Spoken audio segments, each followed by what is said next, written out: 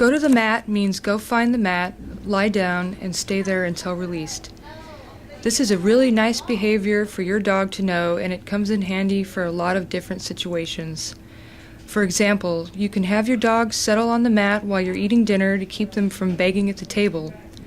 You can also ask your dog to settle on the mat instead of bark at the door when the doorbell rings. Or, you can have your dog settle on the mat whenever you go to the vet's office or to a new park.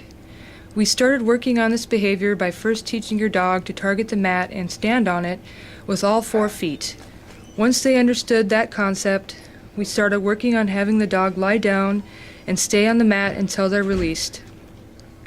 If the dog leaves the mat before he is released, then we just walk him back to the mat and wait for him to lie down again.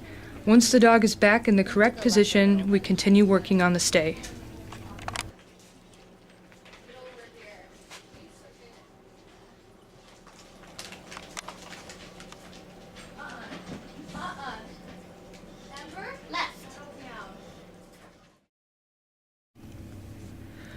Come is one of the most important behaviors for dogs to learn, but it's also one of the easiest ones for us humans to mess up. We want to make sure that coming back to us is always the most rewarding thing that the dog can do, and we want to be careful to not accidentally punish the dog for coming to us. For example, if your dog doesn't like taking a bath, you don't want to call her to come to you and then put her in the bathtub.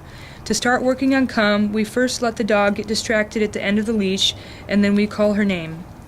When she turns around to look at us, we click and then hold a treat down by our knee for the dog to come back and get. When the dog is doing well with that, we start adding in the touch cue. We let the dog get distracted at the end of the leash, and then we call her name. As soon as she turns around to look at us, we hold down a flat, empty hand and ask her to touch. When she comes all the way back to us and bumps her nose against our hand, we click and treat. When the dog is doing well with this sequence, we start adding in the come cue. We let the dog get distracted at the end of the leash and then call her name. When she turns around and starts to move back towards us, we say come, and then hold down our flat, empty hand and ask her to touch.